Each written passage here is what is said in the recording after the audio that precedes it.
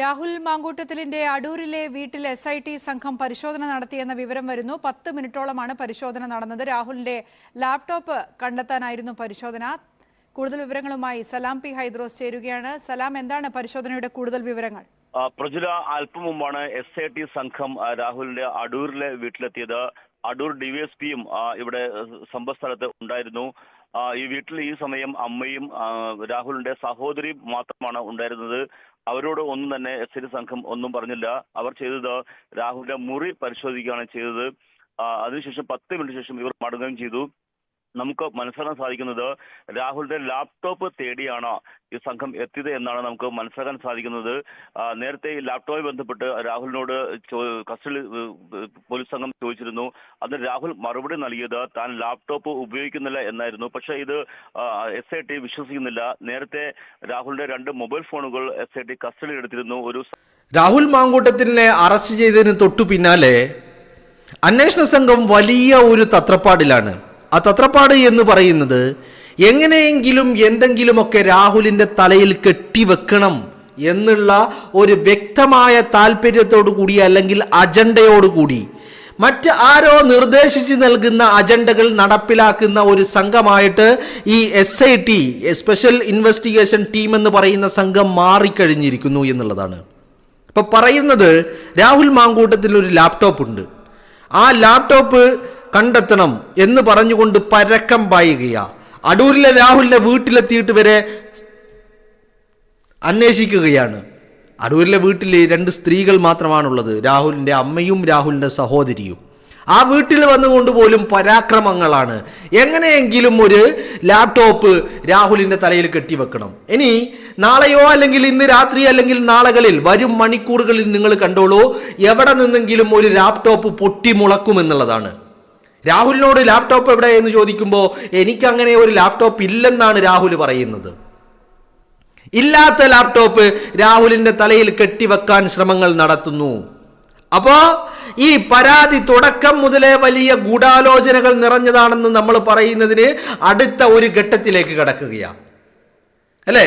ഓരോ സെക്കൻഡുകൾ കഴിയും തോറും ഈ പരാതിയുടെ ഒരു നിഗൂഢ സ്വഭാവം പുറത്തേക്ക് വരുന്നുണ്ട്, അല്ലേ? നമ്മൾ നേരത്തെ സംസാരിച്ചതുപോലെ, കഴിഞ്ഞ വീഡിയോയിൽ ഞാൻ നിങ്ങളോട് പറഞ്ഞതുപോലെ, ഇപ്പോ നിങ്ങളൊരു കാര്യം ആലോചിച്ച് നോക്കൂ. ഇപ്പോ ഒരു പരാതി KPCC പ്രസിഡന്റിന് ലഭിച്ചിട്ടുണ്ട്, അല്ലേ? അപ്പോ ഈ പരാതി, ഈ 3ാമത്തെ പരാതിക്കാരിയുടെ പരാതിയാണ് KPCC പ്രസിഡന്റിന് ഇപ്പോൾ ഒരു പരാതി ലഭിച്ചിരിക്കുന്നത്.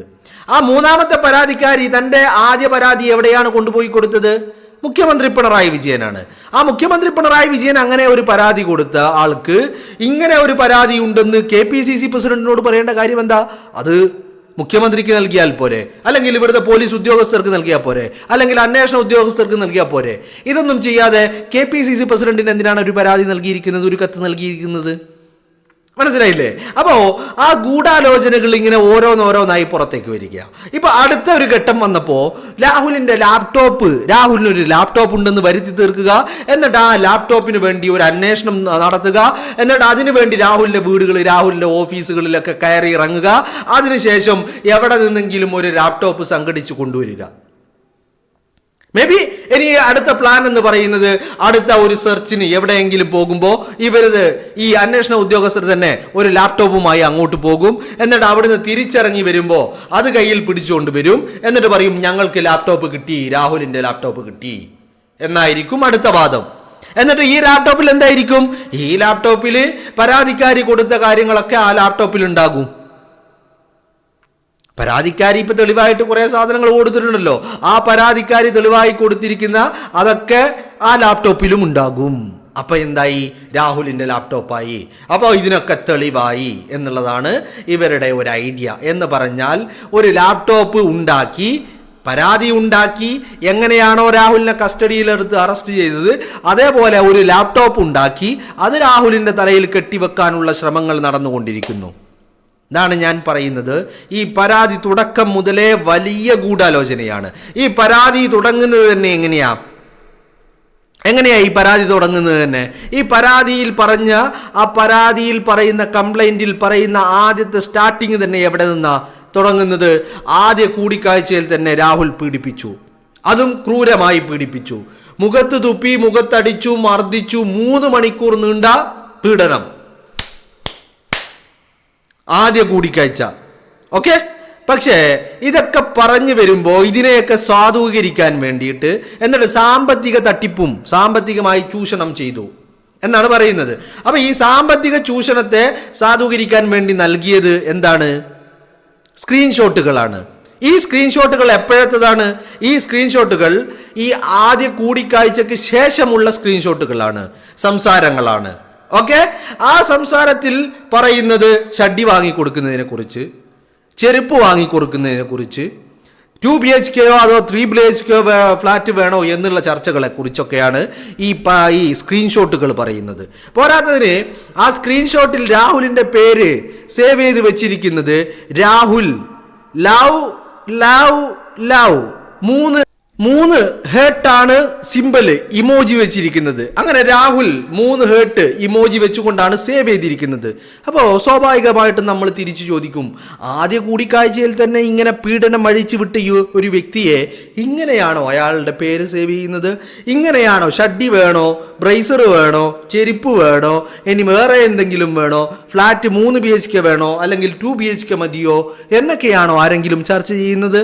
അപ്പോ ഈ പരാതി ആദ്യ വരികളിൽ തന്നെ ഈ പരാതിയുടെ ആദ്യ അക്ഷരത്തിൽ നിന്ന് തുടങ്ങുന്നു ഗൂഢാലോചന എന്ന് പറയുന്നത്. ആ ഗൂഢാലോചന ഇപ്പൊ ചെന്നെത്തി നിൽക്കുന്നത് ഒരു ലാപ്ടോപ്പിലേക്കാണ്.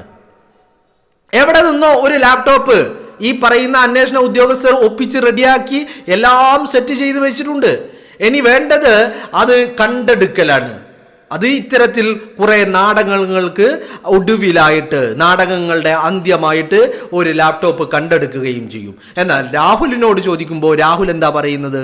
എനിക്കങ്ങനെ ഒരു ലാപ്ടോപ്പ് ഇല്ല. അപ്പൊ ഇല്ലാത്ത ലാപ്ടോപ്പ് എവിടെ നിന്നോ ഉണ്ടാക്കാനുള്ള ശ്രമങ്ങൾ നടത്തുന്നുണ്ട് എന്നുള്ളതാണ്.